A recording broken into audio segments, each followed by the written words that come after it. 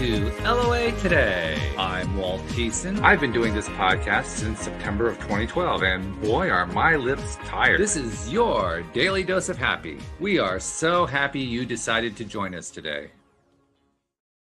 And we're especially happy because longtime listener Sam Page, we've been trying to get him on as a co-host for like the last couple of weeks. Didn't work, had audio issues, all kinds of stuff.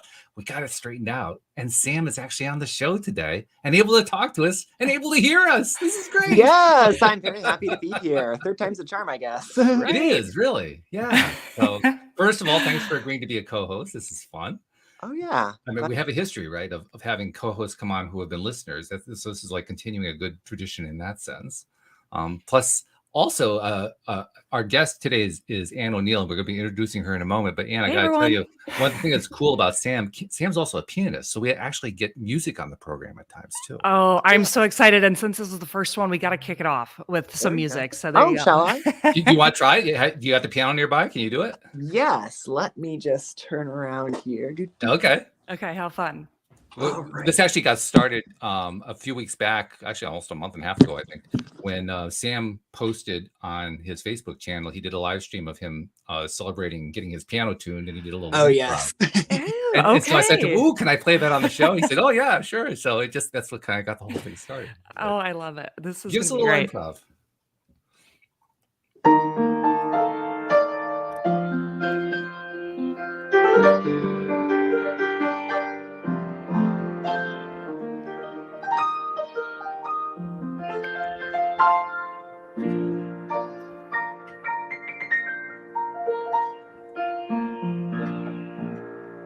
I don't know if that's Wow. That was amazing. That was so awesome. Do you write your own music? Pretty much, yeah. Most of the time now, what I play is just kind of improvise. Like I just kind of dial into energy and kind of let whatever come out. Wow. That was beautiful. I definitely think you should be writing your own songs for sure. Thank you so much. And that's definitely a goal of mine. So I think I'm going to actually, with that and in general, I found a little more inspiration to get back into that a bit more soon. Yeah. Well, you also inspired me. I don't know if you knew that. I appreciate that. Because you play piano as well, Walt, don't you? Well, yeah, I took piano lessons until I was 13. Okay. I'm about to turn 65, so it's been over 50 years. Oh, yeah. And literally for Christmas this year, my brother got me one of these low-cost electronic keyboards. And I thought, that would be really great. So, okay, I started playing with it, and some of the touches coming back, which is good. So I'm actually getting to the point now where I'm trying songs, seeing what I can play and so forth. So you inspired me. Thank you very much. I love that. That's incredible. Actually, during COVID, I also got an electronic keyboard. Did you really? Just to, everybody's locked inside. I mean, it was right at the beginning of the pandemic. Yeah. And I was just trying to see, I was like, maybe I can learn a new skill set. I played piano very, very young, but I at least learned how to play like Happy Birthday. So that I get to say, do Happy Birthday for my nieces. So not quite at Sam's level, but I am inspired. Oh, I love that. Oh, happy really to cool. share.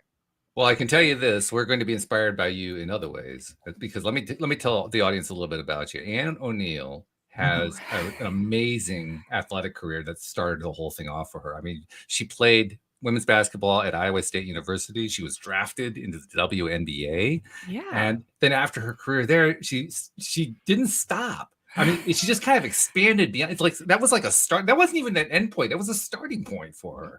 Yes. And that's what she's going to tell us about today. So let me do the official welcome. Welcome, Ann O'Neill, to the program. This is oh wow. This was just the best kickoff to anytime I've had a conversation between the piano playing and a great intro. This is great. I'm so happy to be here. Oh. Well, give us a little bit of history, okay? Because I just kind of hit the very high points, but talk about what it was like. I know you grew up, you were like a Naismith Player of the Year and all that kind of stuff, but tell us about that stuff. Yeah, I got to tell you, I loved your intro, especially about the piece about the basketball was just a starting point. And when you're that young, when you're in middle school, high school, and even college, your whole life is consumed with like sports and school, and you can't really see anything else. And it's one of those things that I've really looked at is like taking a real divergent look of not just focusing in so hard on one thing, but that's a huge world out there. And that's one of those things I discovered even just playing basketball. So I'm originally from Iowa, Cedar Rapids, Iowa. My folks still live there. And I've got a sister that lives in Des Moines, and I was just a very, very curious kid. I was very interested in a lot of sports, a lot of animals, a lot of spirituality. I was one of those nerds that went to like the church on my own and like looked at stained glass windows. So anything that I just thought that was bigger than me, I was really interested in, and things I didn't understand, like I love your background because that reminds me, I was even in like, cool, like space after school space programs and stuff like that to discover new stuff. So I had a broad range of interests and, started playing a little soccer. And then, of course, in the winter, it's really cold in Iowa and you can't play as much soccer. And I got into basketball, and I just loved always challenging myself and seeing how you can get to that next bigger level and expand, kind of like what you chatted about. So I started playing basketball. I went to a couple of national tournaments, like when I was 10 years old. And I saw kids from around the nation. I was in Terre Haute, Indiana at a national, I'll give you this when I really kind of honed in on basketballs. I was in Terre Haute, Indiana at a national tournament, 11 under national tournament. And at that time, I was the tallest player on my team. But when we played against teams from Minnesota and California and New York, I was the shortest compared to everyone on the entire team. So I was just like looking up like, oh my gosh, these kids are so big. These girls are so good at what they do. And that kind of gave me the insight, like I got to get in the gym. If they're that good, maybe I can put in some practice and start to develop my skill set. So that really opened my eyes to a big world out there. And you did too, because I mean, I don't remember what the exact stats were, but I was looking at your college stats. You had some pretty good stats there. I did, yeah. I got to be very dedicated and passionate about basketball. That was kind of the kickoff when I was 10 or 11, and I got my first college letter from the University of Northern Iowa when I was in 6th grade, and so that was like a recruiting. Wow. Yeah, so it's like a recruiting letter to be like, "Hey, we'd love for you to join our team." And I was 12, and that's when you're 18. Yeah, so that was my first experience, and I was like, wow, I have a lot ahead of me. I better get to practice. So that was, small things kind of showed you that you were on the right path.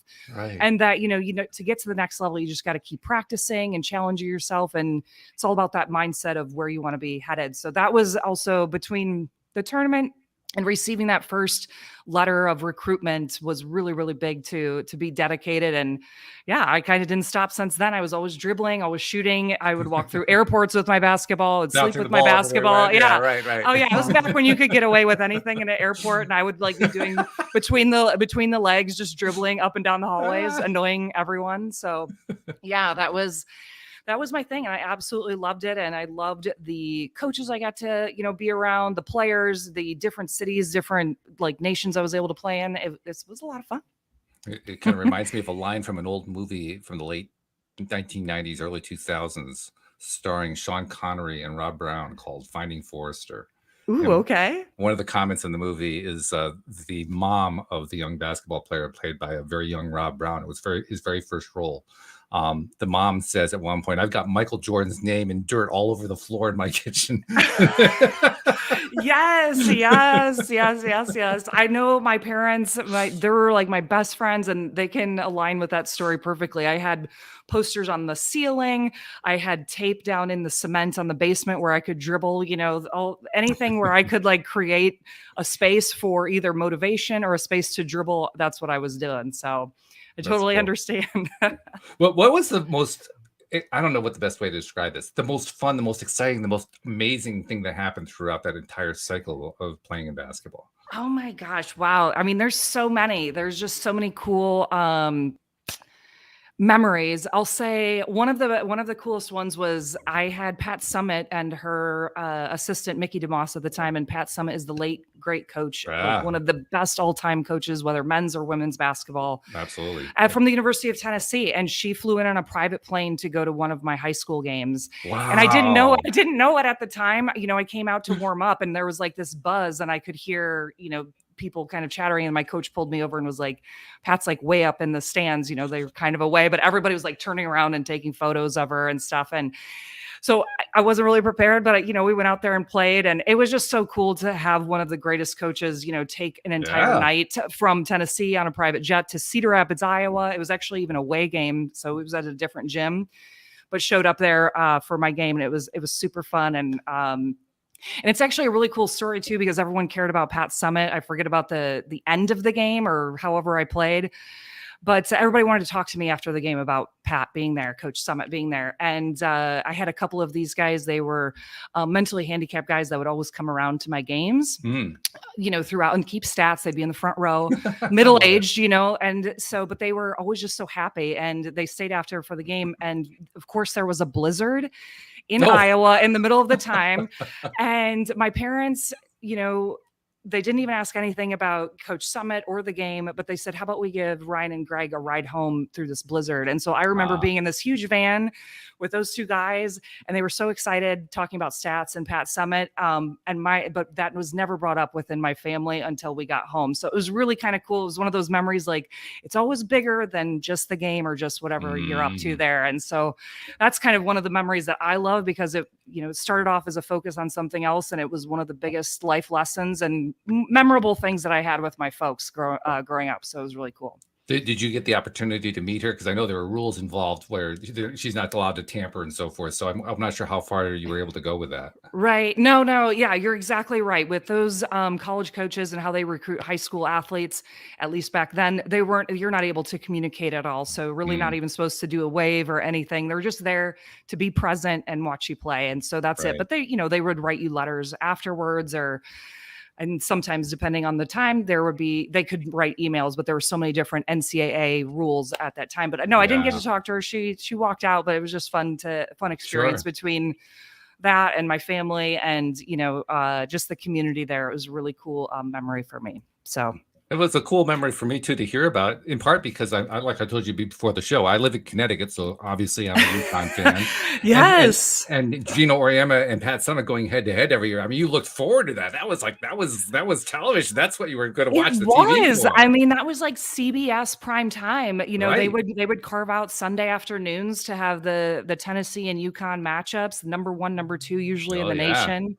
Yeah. And it was awesome to watch, and it was, you know, really, really cool to be a part of, you know, with the recruiting process and then playing Division I and having some of my own similar experiences. Was a lot of fun. But yeah, you can't beat UConn and Gino and all of their traditions up too. So it's fun to play women's basketball, and it's getting even bigger and bigger and more on the main stage. So super fun. I think we were talking also before the show, there was a big NCAA game in the tournament this year that just got played between NC State and UConn. It was a great game, really, really well played game. Yes. There was a tweet that I saw a report about afterward from Dawn Staley.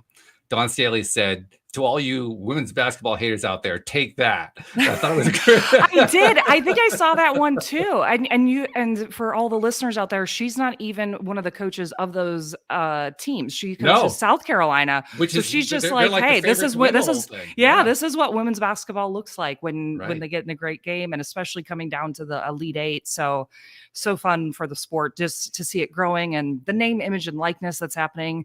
Yeah. You know, it's really actually benefited a lot of female athletes and all of their social media followers. So it's fun to see that. And that's just, you know, a couple of months in. So we're going to just see that grow. Exactly. Yeah. It's going to get better and better, but it didn't stop for you. I mean, you did finish your college career. You had a great college career. You got drafted in the WNBA. So that was pretty cool. Yeah. But then the time comes where you finally got to the point where you had to put basketball behind you. And then you went through a thought process, I imagine. What was that like?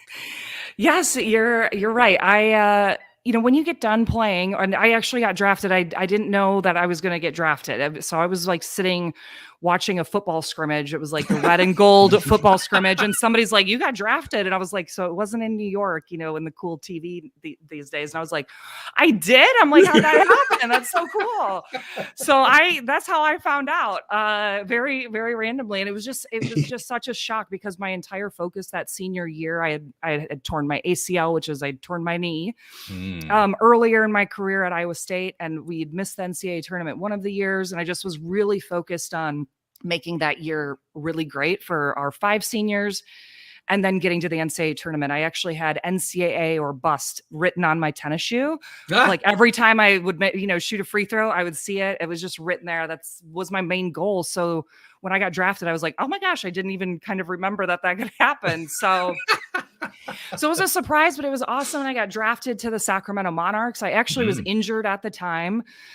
So I, was one of the first people to be let go because I was injured. I couldn't even practice. I had stress fractures in my ankles, but then I came back the next year and they had won the championship the year before. So it's kind of a fun story. Oh. They had me back the next year to come out and play, and they had won the championship. So we ended up getting to play in Madison Square Garden and going to the White House. And we got to meet, I think it was President Bush at the time, but just being on the White House lawn, because when you win the championship, you get to go to the White House. And since I was a new member on the team, I still got to go. So it was a lot of fun. And I'm always like, hey, I got to play in Madison Square Garden where, I watched Michael Jordan and Larry Bird play games. Sure. So yeah, it was and all the cool concerts, of course. So of course, there's always lots of little fun details that happen that you just never know what's right around the corner for you when you keep on, pressing forward and seeing what's out there.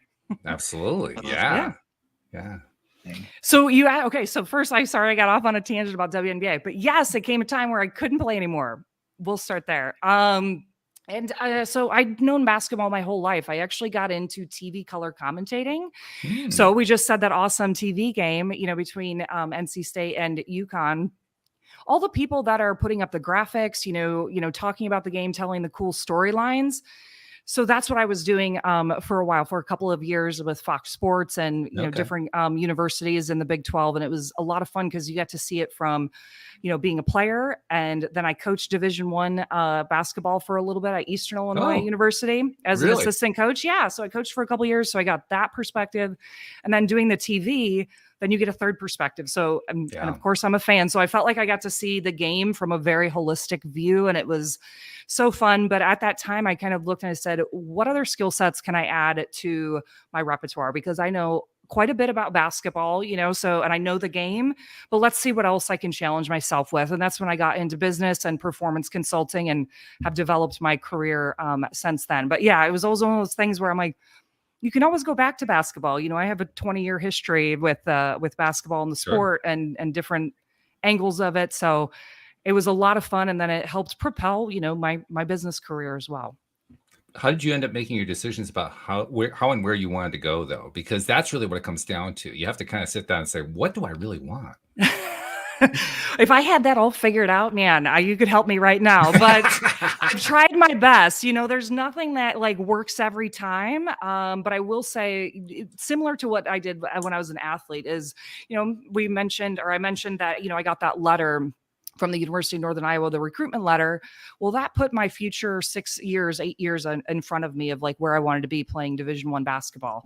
And so I always looked at that future point and then, okay, how do I get there? And then I would start being able to fill it in. And in business, we call that reverse engineering. You're already on that future state in 2025, but what are the steps that I need to take towards that? And those are the things that I do the best at when I put that point in the future, reverse engineer and start going, okay, I'm here, but how did I get here? And then I start looking backwards. So that's what I did. I wanted to work in business and I got into medical and dental sales in different places. And then I moved to South Florida. That was also something I'm like, I like to be warm. I like to be by the water. How do I get out of the Midwest? I said, I'm from Iowa. And I was like, all right, I'll go there and I'll just meet people, but I was like, I'm going to be and I've been down here for about 8 years, which I love. Yeah. Okay. And from the business with the background I had in athletics, I was really able to kind of connect those. So it's almost like one of those Venn diagrams where I had performance in one and business in another. And then I was able to get into performance consulting where right now I work for Palo Alto Networks. It's a cybersecurity company. And what I do is I'm a performance consultant and I work with engineers and we work with the Global 2000 clients. Let's take Coca-Cola, for instance, and we help them with a cybersecurity strategy. But does cybersecurity really matter? No, it matters how people interact with each other and if they're all aligned to the same vision. So we get everybody speaking the same language and into that same goal of where they want to be in 18 months or, 3 years down the line. So that's what I do with performance. Is very similar to aligning a basketball team or a football team or a symphony where you have all different instruments and, everybody's playing their own instrument, but they're all playing up to the same song. So that's kind of what it looks like to bring it full circle back to the piano. There you go. Nicely done. Yeah. I do like that one too. Yeah. See, you have to also understand she's also started her own podcast. So she's getting used to the idea of doing segues. Wait, let me see if I can get my camera back on if you guys can hear me. It does it every once in a while. We hear you just fine, but okay. Well, let's keep going. I'll be here. I don't know. I'll try to get my video back going. Cameras sometimes just have, they have hissy fits. What can I tell you? Yes. Yeah. Oh, there you're back. Okay. I'm back. But yeah, the fact that you started a podcast last fall, I think it was. Is that when you started? Yes, yeah. I had been thinking about it for a while, but it's always again taking that action to get moving. So yes, and called Get Busy Livin. And where did that come from?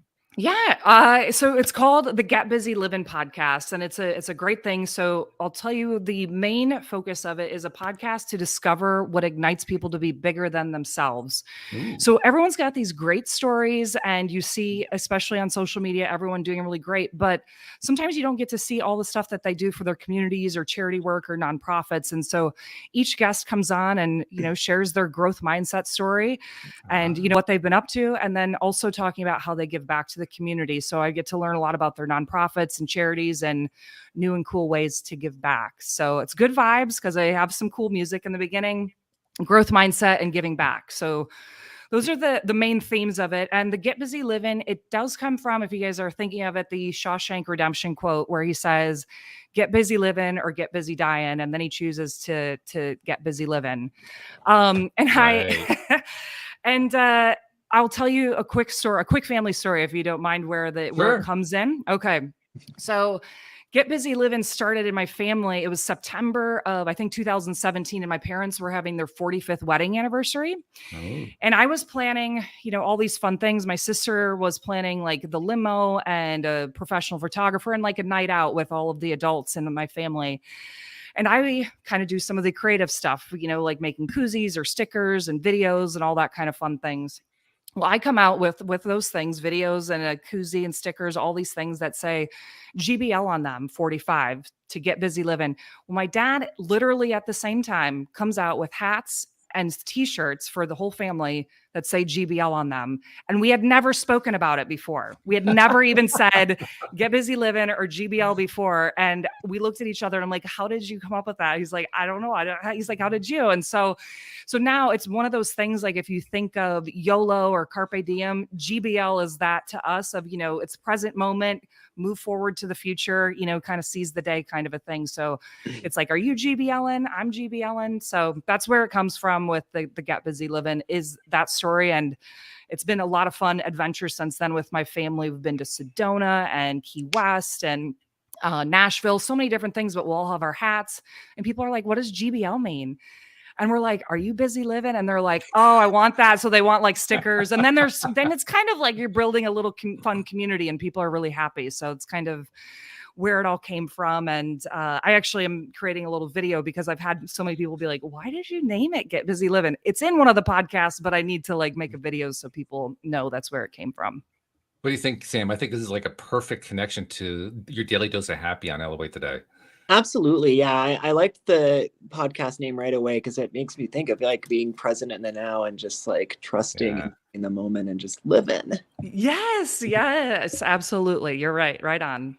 So we're definitely on the same wavelength. That's a cool thing too. And you and your dad apparently are on the same wavelength. I know. Yeah. I have no idea. So it was, you should have seen me because I didn't think he was going to bring anything. I mean, he was like the guest of honor with my mom. And I'm like, how did that happen? But he always likes creating fun stuff too. And we just happen to be on somewhere in the universe on the same wavelength with the GBL. So now it's kind of our family thing. And we're, I'm trying to do my best to spread it to, everybody else. And hopefully they're GBLing out there too. Kind of what Sam just said. Cool. I love it.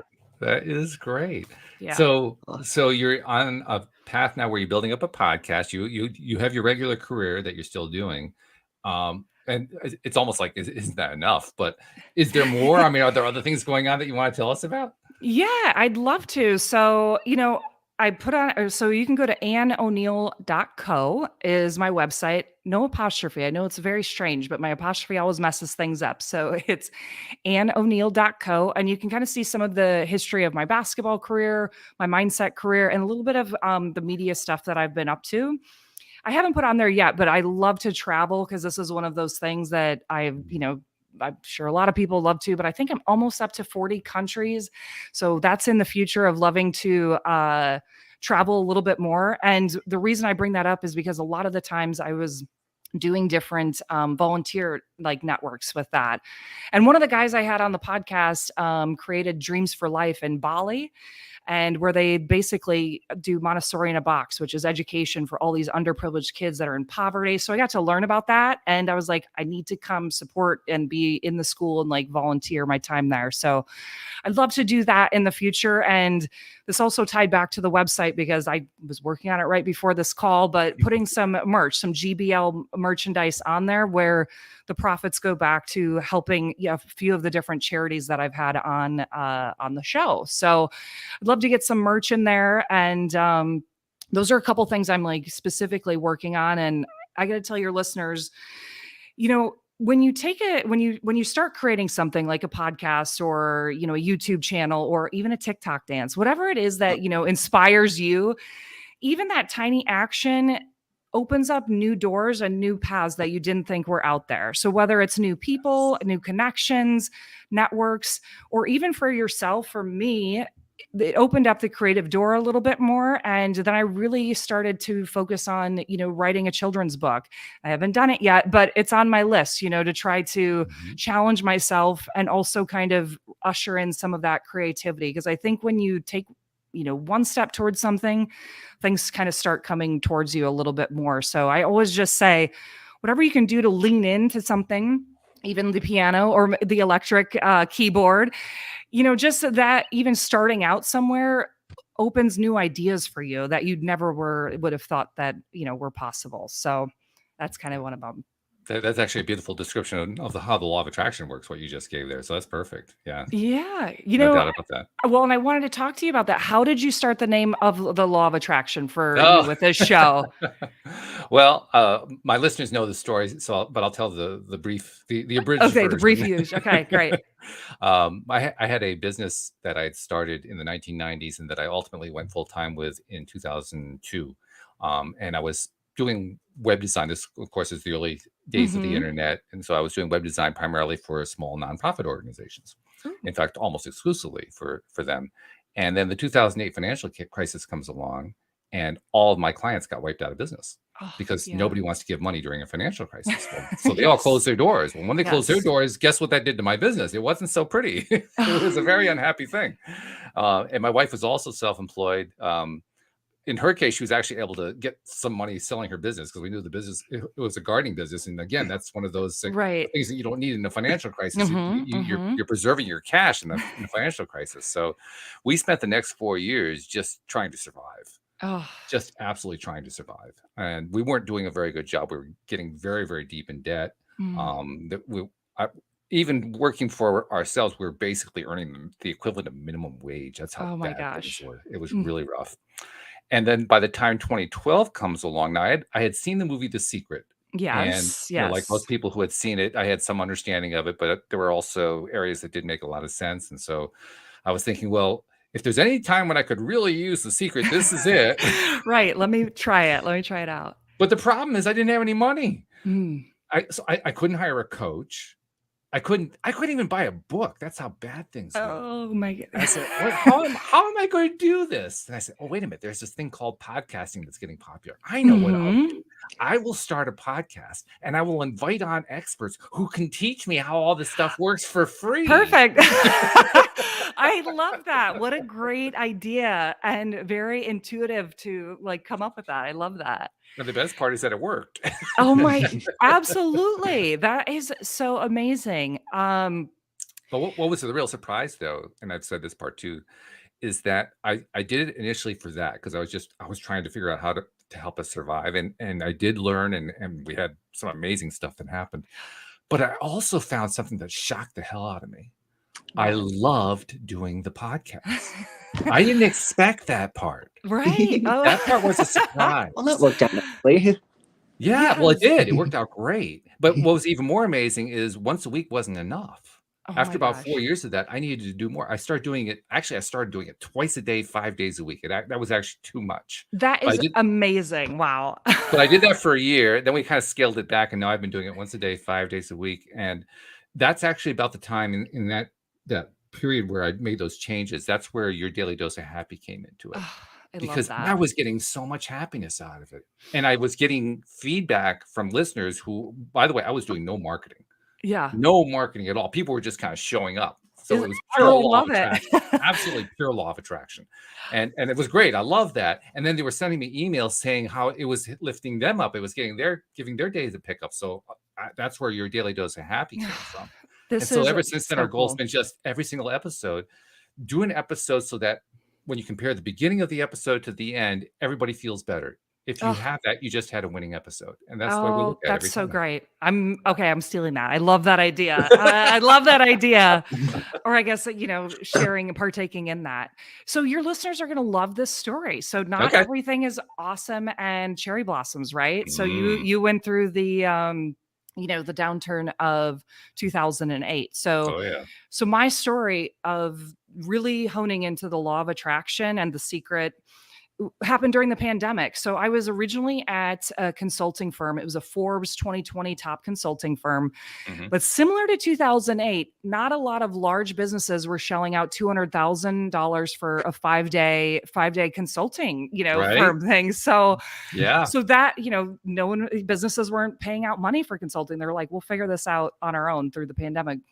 So I was at this consulting firm and they had to let go of about 3/4 of the people because of, the pandemic.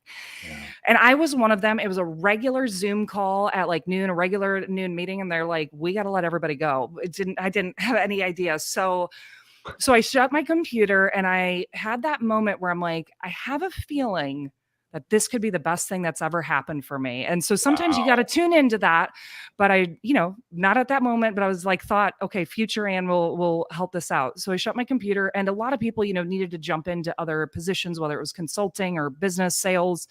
And I said, I'm going to sit and wait until I kind of start figuring my way through this. And what ended up happening, I think you guys will love this, is I was already a huge Joe Dispenza fan, Dr. Joe Dispenza, who was also in The Secret. I'd read Breaking the Habit of Being Yourself and Supernatural, but I had the Gaia subscription, which is, the spiritual yoga kind of different documentaries on there, which also I think has The Secret on it. But I watched Rewired by Dr. Joe Dispenza during this period, probably a couple weeks after I got let go. And I was, I was low vibe then, but I swear I would watch it on repeat. It was probably 10 episodes, 30 minutes each. And it was like how your body actually works, chemicals and how to meditate and how the law of attraction, the magnetism really does work. And so I watched this on repeat and I feel like I just got a lot of it through osmosis. And then I started to kind of come out of where I was low vibe and I started to be like, okay, where's Ann? We talked about the reverse engineering. I'm like, where am I at in 2022 and 2021? I started to hone in on tech companies and cybersecurity companies. And I found the position that I have now with Palo Alto Networks about 3 months after I was, kind of really strategizing of where I wanted to go. And it was so similar to the consulting work I'd already done. And the person who was reading my application also went to Iowa State University. I think there was something in the universe there. And since that time, I've been to 2 of Dr. Joe Dispenza's actual week-long courses, and they have been transformative in my life. I do a walking meditation every morning on the beach for about an hour. It is something like that's a non-negotiable, which I don't like saying because everything's negotiable, right? But it's one of those things that I know my day and the people and the creativity and where I want to go in the future changes when I do these meditations. And it's so funny, I got my podcast off the ground, which I had an idea of for 3 years, but you finally started to kind of take that next step. And so the law of attraction is, I definitely believe in it no matter what, when you have an elevated intention and elevated emotion going towards where you want to be. So it was a very low point in my life and all of this transpired since then, which was again, a great position, a great job. ability to be able to give back and create, new projects and, a new lifestyle for me with the meditation. It was profound. So I just wanted to say, I was like, I am 100% a Secret fan, an LOA fan, all of it. So for any of you listeners out there that might be low vibe, just keep listening to your inner self and, trying to find those next steps that really kind of make you feel warm and make you feel good inside. And it starts to kind of show up slowly. Absolutely true. By the way, I want to take a moment to say hello to a couple of people who tuned in on the live stream. So there's Sue, and I see Pam and Luke, who's a regular. Luke saying, hello, lovely to see you. So yeah, thank you guys for tuning in. It's always great to have a few of the listeners tune in on the live stream. Really, really good. By the way, if you have any questions for Anne too, type it in. We'll be glad to ask her. But I love what you're saying. I love the fact that it's gotten to the point now where LOA today, yeah, we talk about law of attraction, but it's a minor topic now because after the first 200 episodes, how much more do you have to say, right? So, oh man, I love it. I love it, but it's still true. So once in a while, we gotta just remind everybody to hone in on it. So yes, it is. It's important stuff. But the thing that I love about it, and I think you were kind of touching on this indirectly, is not only is it important to just do the trusting within and so forth, but it's also important to find the joy in the exploration. Oh, yes. It absolutely is. During that low time, I even wrote something on Thrive Global that will speak to this. A lot of times people are like post on LinkedIn, like I need a new job or whatever. And I did go inward and I channeled some of my inner, I would say animal instincts. And so one of them was like, lay like a lion. And I would lay all day until I had the motivation. And during those 2 hours, I would knock something out. But the rest of the time I didn't give myself a hard time about it. And I think I wrote about elephants because they have huge ears, but they actually listen with their feet. And so I'm like, okay, where am I at? And how can I, use this vibration moving outward? Because they can listen for miles through their feet, which was something I loved. I told you I was an animal fan. And then I live in South Florida, and the sea turtles can be born here in South Florida and travel all the way to South Africa and all the way back. They'll lay their eggs within 100 yards of where they were born. So that's the magnetism that they have, an inner compass of being able to swim all the way to South Africa, or I should say Africa, and back to wherever on the East Coast that they were hatched. Within 100 yards, they'll lay their eggs. And I'm like, that is so cool, because you do have a compass like that within you if you kind of just tune into it a little bit. So that was also part of the things that I was doing during that time and watching Rewired. And I was like, I'm going to do anything that has to do with animals and not people for a little bit and see how it goes. So those things definitely worked for me. One other thing I can offer that still works for me is, we talk about those future states and where you're going and reverse engineering those. A lot of people have vision boards, which are amazing, of what you want and look at. I do that, but I put it into a photo album on my phone. And then I'll put it to a song. So then all of these future pictures are like flashing through my, eyes when, whether I'm meditating or, after I've watched it so many times, or that song, that you kind of, again, start to learn that by osmosis. So that's also a little cheat to always have. Oops, your voice just cut out there. The mic just cut out. I'm not sure what's going on there, but your voice it looks like you're muted at your end for some reason, and I'm not sure why. Did your mic get unplugged or something? I don't know. Could be. Oh, yeah, that's back. Now it's back. Yeah. Are you guys there? But it's not your mic. Now we're hearing through your laptop mic or whatever you're using. It's fine. We can hear you. It's just that it's not your regular microphone. So I don't know what happened. I can't hear you. Sorry. You can't hear us. Oh God. See, Sam, it's not just you. It's always something with the tech. Can you hear us? Nothing. Oh, she's gonna try to log out, log in. Okay, that is fair. But it just shows you. Well, you know what it's like when you have audio. Yes. It doesn't quite work the way you expect it to. It throws you off. It's like, wait a minute, this is supposed to be easy. What happened to easy technology, right? Right. You don't anticipate. You just go a great conversation. Actually, I was thinking about asking you something anyway. So I'm going to use this break while she's trying to reconnect here to ask you, because she was talking about her love of the animals and so forth, and how she kind of meditates on that. Do you do that at all? Because I know you've been through some stuff in the last few months, especially. Do you ever tie into animals when you're trying to get into a better place? I'm curious. very good idea. I haven't, but like I love animals in general. Like I love dogs and cats, and I don't have any pets, but I'd love one. And yeah, that's interesting to think about because I never thought of that. But yeah, Because pets are great, certainly for just directly interacting with them in order to get your vibe up, right? I mean, we know that. oh yeah, If I want to get a quick lift, I just go pet the cats for a bit and play with them for a few minutes, and I then they'll love just pick you right that. So we know that part is good, but also the idea. Well, first of all, she created some pretty cool metaphors. Lay like a lion. Luke pointed that yeah, one out. That that was a was really cool. good one, right? But there's also just the connecting into animals in terms of not just the direct interaction with your own pets, but just animals in general. She was talking about sea turtles in Florida. I mean, she doesn't have sea turtles in the backyard, I'm sure, Right. right? Yeah, and that was fascinating. I didn't know that about sea turtles, so I learned something, and that's a really cool idea to just try to vibrationally connect with them. But clearly, that's what she's doing. She's connecting. I Yeah. mean, and she's connecting because it's through interest. Like, I'm really fascinated by these guys who can lay the eggs within 100 yards of where they were born. Yeah. So I got to learn more about them and so forth. That's so cool. It just goes to show you can connect in a lot of ways to animals, Absolutely. which is really, really great. So Yeah. I think Anne may be actually resolving this. I'm hoping she's just trying to do like a disconnect and a reconnect here. And Fair I'm enough. not sure where she's at. Let me see if I can bring her on. There. How's it going there? Hey, can you guys hear me? We hear you. Yes. Yeah. All right. Okay. I went old school headphones, so let's try that out. Okay, well, we'll live with that. Whatever That's all right. Hey, works. the main thing is we can hear you. That's the most important thing, That is awesome. And I was just thinking, what a great time for Sam to be the co-host then, so you guys can chat, Definitely. even if just Oh, yeah. chat in case there's technical issues. Right. There's all kinds of reasons. But you know what part of it is, though? I found over the years, this is through doing, I've done over 1,600 episodes. So after a while, you kind of get patterns going. And one pattern I found that really plays out, conversations among three are the best ones. Ooh, okay. Conversations with two are really good. 4 is really good.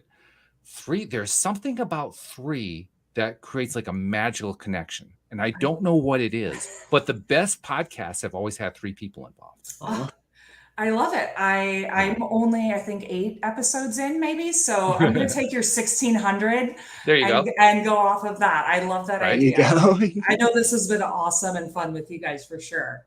All good. We got a question for you. Ooh, okay. I'm back Luke- on it.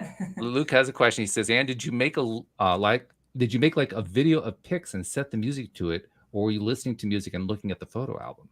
Ooh, great question. I've done both, but I actually used an app called Splice. And I know there's a million different video apps. I mean, I think you can even use your iMovie app on your phone if you have an Apple iPhone. But I did specifically pick out a song that I knew was going to put me into like a really great mind frame and a mindset state. So I put in, 40 or so pictures and a song, 2 to 3 minute song to it. And then I do watch it usually every morning and maybe once throughout the day. So, and then it's fun because then when you're driving your car and you hear the song, you're like, oh my gosh. And then you start to see it again. And definitely during those meditations, those pictures start flashing quite a bit. So I do like this song, and, it's a way to kind of get you pumped up for the day. So, and again, that app that worked for me was Splice, but I think you can use any video app for sure. That makes sense. And then he also had another question, and this is for all of us. He says, "What's your guys' favorite animal?"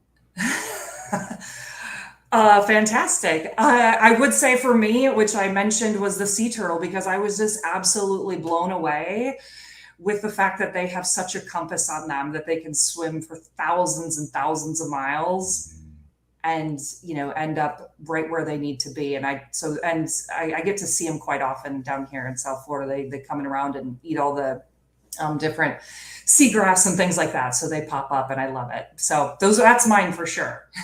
That's cool. What about you guys? It's a tough call for me. The first 2 that come to mind are monkeys and zebras. I love them. But I like giraffes too. And of course I love dogs and cats and such. But yeah, I like a lot of animals. Oh, so cool. And I have to pick our cats. We have 2 cats, Joy and Harmony, 2 black cats, and they are a joy, and they are harmonious with us. Harmony isn't always harmonious, but she tries. I love it. Harmony sometimes feels like Joy really shouldn't be in the house. Like, this is her territory, and what are you doing here? But we've convinced her to be a little bit more open-hearted, and okay, Joy gets to live here too, especially during the winter months, because he's more of the outdoor cat. He's the one who likes to hang out 24/7 outdoors, and you really can't do that with a Connecticut winter. It doesn't work. Oh, yes, So yes. but he's gotten used to being inside, and she's gotten used to having him there. So that's the good part. But yeah, we love them. They're terrific. And the best part about them is they found us. Oh, really? They were abandoned by people who lived across the street from us back when we were living in Virginia, which was around 2000, actually around the time that I started the podcast. Everything was crashing. And we didn't know it. Our neighbors across the street had actually been evicted from their house. And they had left 4 cats, not just 2, 4 cats they had abandoned behind. Wow. And one of them, Joy, one of the ones we kept, ended up finding us. And then we found Harmony shortly after that. And then there were 2 others who we called Yoda and Lady. Yoda had just like the character. I mean, he looked like Yoda. Amazing. And then Lady. And the only problem was the house we were living in at the time had a no pet clause in the lease. So that was a little bit tricky because we had 4 cats in the house. Oh my gosh! Right. And on top of that, we were at a point where we really needed to leave Virginia. We were preparing to move back to Connecticut, where we had originally lived before. And the place we were moving into, we could have pets, but we could only have 2 cats. So we ended up having to leave 2 of them behind, which was heartbreaking. Fortunately, through sheer determination and the power of the internet and friendship connections and so forth, we ended up, after getting back to Connecticut, we ended up finding homes for the cats. Oh, good. So that worked out really well. But yeah, I love all kinds of animals, but I don't think it's really easy to pick the ones that live with you day by day under somebody else. They really have to come first. Yes. Yeah. Oh man, I love it. I do have a 10-pound Yorkie poodle named Wrigley. And he's great. So like the Chicago Cubs, because I'm from Iowa and we don't have any professional sports, but Wrigley. So I do love him. He's 15 now, but he's asleep. Yeah, he's asleep, but he's great. So now he just cuddles. Sounds super cute. I guess I should pick him too, but I like all the animals. It's all good. I'm trying to remember. I can't remember anybody ever telling me they named their animal after a sports facility. If you're from the Midwest, Wrigley is a big deal, or like that's a big deal. Oh, you never know. Yeah, you never know. There you go. Oh, well, Cubs fans are Fenway. Like, there's got to be a Fenway dog or cat out there somewhere. Well, perhaps Fenway's a different environment. I mean, let's be honest. It's the center of Boston, and Boston. I don't know. Full disclosure, I grew up a Yankee fan, so this is like Yankees, Red Sox, But honestly, I have total respect for the Red Sox organization. But truly, Red Sox fans are fierce. They are fierce fans. And Cubs fans are too, but Cubs are. I mean, it's the Midwest, right? They're in a laid back way. They're a little, they don't have as much edge as maybe some of those. Red Sox fans, they're like in your face, and God help you if you're a Yankee fan. Don't even mention it, and don't show the logo, don't show a hat, don't show anything. You're not welcome here. It's very clear. Absolutely, right on. Which is one of the things I love about New England. New England people are very direct. I really appreciate that about New Englanders. Some people have trouble with that, but man, I just love the honesty. I really, really do. You could get along down here in South Florida. There's many of them that down here now. They're the ones we call the snowbirds, right? Yes. For right now, the snowbirds right on. Yeah, they're getting ready to fly north, but yes, that's exactly where they are. And I actually think about being a snowbird because I don't really want to live in Florida 24/7, 365, but it is nice in the winter. I got to tell you that. It's beautiful. Yes. I love it. All right. Well, let's get back a little bit to what we were talking about before the mic cut out on us. Oh my God. But no, it's all good. We were talking about a number of different things, but I want to kind of tie into one theme that you were sort of broadly addressing along the time where you were talking about how you really like the law of attraction and you're a believer and so forth. You were hinting at the idea of always, I'll say it in my terms rather than your terms, always finding a way to tune in and find what's going on that's good. Yes. And I want you to elaborate on that in terms of your experience and why you found that to be so helpful and maybe even like a story or two of how that's worked out well for you. Oh, wow. Yeah. I mean, what an awesome topic that you could go on for hours about. I was just thinking, that's even why I I'm known started. for that, by the way. I Right, ask right. I'm questions. like, oh my gosh, it's very 10 minutes big. left of the show. Okay, let's see if Yeah. we can condense a 2-hour conversation into 10 minutes. Okay, well, I already talk fast, but I can try my best.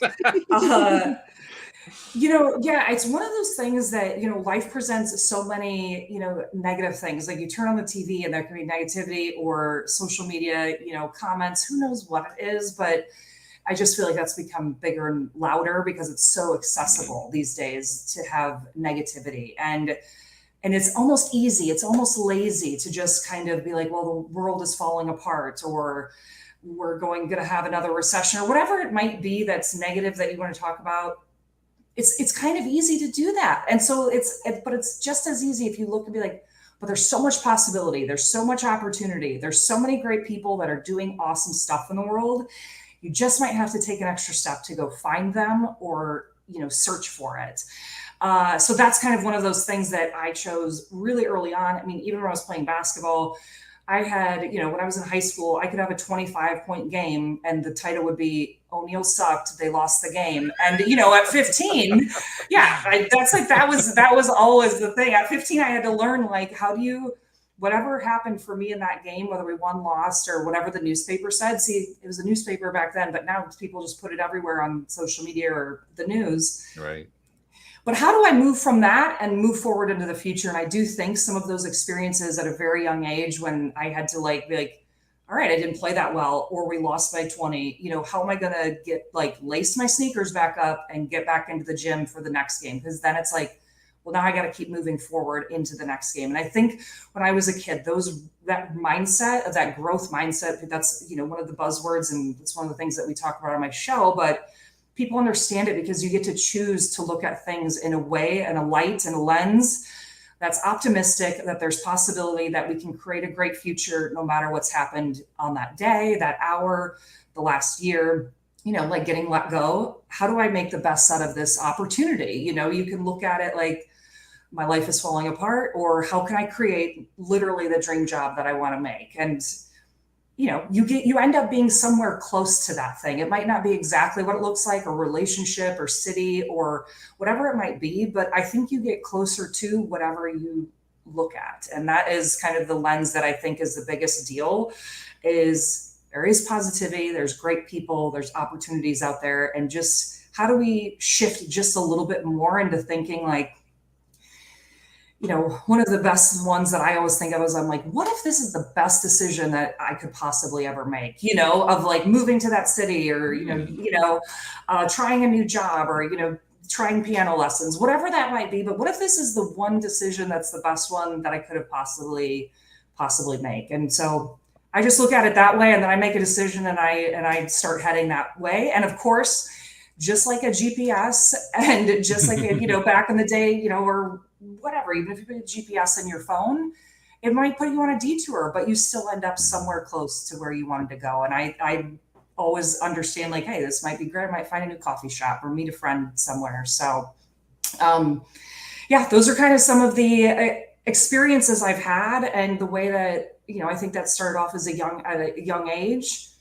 And I think for me, my experience is it's pretty easy to look at things negatively. It's kind of like our survival mechanism. That's how our brains, we're structured for survival, which is always off of the past. So if something negative's happened to you or a family member, you tend to worry or, come from the past. And that growth mindset is really about that creative space where you have a blank canvas. Anything is possible. You just look at it through a new lens. So that's that. That's very good. I like that a whole lot. Yeah, that's really, really good. Did you have anything, Sam, to add to that? Good question. I'm sure I do. I can't think of anything immediately, but if anything comes in these next few minutes. Then... Yes, because I'm always learning too, because if I feel like when you meet great people, sometimes it's just like one piece of language or a quote or one story, and you're like, oh yeah, I had something similar. And then it helps you kind of helps you frame what you were trying to piece together. Well, what you were talking about, when you talked about the GPS, it reminded me of a Mike Dooley quote. Ooh, Mike okay. Dooley, who was involved in The Secret, Thoughts Become Things, the guy, yes, all sort of thing. He tells the story about how when you're trying to take steps toward, well, first of all, he tells it in two parts. The first part of the story is there was a time in his life, long before he became the famous Mike Dooley, who, he was faced with a crossroads. And the way he describes it is there were three possible outcomes. There was the sucky outcome, there was the suckier outcome, yes, and then there was the suckiest outcome. Oh my God. I love that. See, I could use that. Yeah, that's great. So he chose the suckier outcome, and what he realized is that, like with a GPS, it almost doesn't matter which direction you go, because if you are like, you have the GPS in your phone and you're driving in your car and you start off on the road and you're going in the wrong direction, the GPS, what does it do? It says make a legal U-turn. Yes. It doesn't matter that you went the wrong direction. The GPS helps you get back to where you want to go to. Right. Yes, absolutely. And the same thing happens in life. When even if we take what seems to be the wrong step, life gives us these little signals that come along that say, well, if what you want is X, you really need to turn left and left again and go that way, because that's where X is. I love that. And, that's circling all the way back to kind of that reverse engineering, where when you do it, and you mentioned the word outcome, when you do have that outcome of whatever you want to create in 2023, or, even if it's a week from now, but you know what that outcome is. And then you kind of start moving your way towards that and using that as your GPS, your location. And, I use that all the time. Like, even if I sleep in an extra half hour and I'm like, oh, my body feels a little, more sluggish than if I would have just gotten up right when I said, very minor things, but you can kind of start tuning into them and be like, oh yeah, that does work, or that doesn't work, or how I looked at that, how that conversation went, so you can always kind of circle back and get back on track, like you mentioned, towards that outcome you want. You also strike me, and your history really underlines this over and over again, as someone who doesn't hesitate to just take some steps. Go do it. Just go after it, right? Yes. I do, for the most part. There is a lot of analytical mind that I have to at least get some things down, but I do always kind of know. So I'll just give you a quick thing, because you were talking about Connecticut. Well, I just was in the Hartford airport on Friday. Oh, I was at. We're literally like half an hour from there. I should have waved at you. Yeah. Oh, there she is. Oh my God, look at that. There. Hey, we'll talk to you. We'll talk to you on Wednesday. Have you guys heard of the place called Kripalu? It's like a meditation place in the middle of the Berkshires. So I had to find I think I have heard of that. I'm trying to think who told me about it's kind of like a yoga, meditation, spiritual kind of cool place in the middle of the Berkshires. Oh, I know. It was a former co-host. I know who it is. Yes. Okay. And it's about an hour Uber ride from Hartford, or hour and a half. So this is something, just since you said I was somebody that takes action. So I told you I was working on my creativity. Elizabeth Gilbert, who wrote Eat, Pray, Love, has not done a live event for a long time. She hasn't posted on Instagram in like 6 months. And she posted one day that I happened to be on Instagram at the same time, after I just told somebody I was thinking about writing, that she was doing a writing workshop at Kripalu. And I saw this as I opened my phone, and I kind of, again, looked around like the universe. I was like, somebody was listening when I just said about writing. It was the day before I talked about it. And I opened my phone, and I got on there and I go, I have no idea where this is compared to Miami, but I'm going to go. And so I signed up and I went there, and I guess I can, since this is all a little law of attraction. So I went there. So I had a flight to DC, then a flight to Hartford, then an Uber in middle of nowhere. But I was on the phone for a week with this taxi company, because you can't get Ubers out of Kripalu. It's, again, in the woods, in the forest. Right. And I'm like, you know what? I have a feeling I'm going to give it one day and see if anybody else is going back to the Albany airport on the way out, because I got a one way to Hartford, one way out of Albany. I go into the session the first time. There's like 250 people there. And I'm not late, but there was like one seat open. I'm like, hey, is anybody sitting there? Like, no, come on in. So I sat, introduced myself, and the lady next to me was from Iowa, went to Iowa State, and was driving back to the Albany airport on Sunday. Oh my God. And I was like, I knew what would happen. I knew it. I felt it. And I was so happy. I made a new friend. We hung out. We drove back together, but I was like, I don't know how I'm going to put all the bridges together, but I think it'll work out. So that's kind of one of those stories that you do say yes, and you figure out how to, some of the pieces in the middle of it will work out. So that was, so I literally just was there Friday to Sunday of this last weekend. So there you go. That's beautiful. Well, this has been a wonderful visit. And Yes. we've really loved having you on the show. Before we part company, tell people again, first, where they can find your podcast, and second of all, where they can find out more about you. Great. All right. Thank you guys so much. This was so much fun. So again, on any social media, I started my name with Hey, Hey, Ann O'Neill. So you can find me on LinkedIn, Instagram, Twitter. I'm going to try TikTok eventually, do my dance moves, but Hey, Ann O'Neill with no apostrophe. And my website is annO'Neill.co.co. And you can find all the GBL stuff listed there. And the Get Busy Livin podcast is on any podcast, Apple, Spotify, Amazon, Google. I don't know. People tell me they listen wherever. So you can find it wherever. But Hey, Ann O'Neill is the easiest way to get in contact with me. So come say hey. Yeah, say hey. Why not? That was the Willie Mays phrase. I don't know if you knew that. Say hey. I'll say hey. I love that. Maybe I will see it. You keep learning new things when you meet new people. I love that. When he came up as a rookie in Major League Baseball, he became known as the Say Hey Kid. That was his first nickname. I don't think I knew. See, I don't know enough baseball history, but that's really cool, and I love that. Yeah. Awesome. This was so much fun. Thank you so much for having me on. Well, thank you. Go ahead, Sam. Oh, I was just saying, thank you for coming. We're glad to have you. Yes, I love it. I love it. I can't wait to connect with all you guys in real life. So thank you so much. Sounds beautiful. And thank you very much to our podcast listeners everywhere, because hey, without you guys, we wouldn't have a podcast. We'll see you all next time here on LOA Today. Goodbye, everybody. Bye.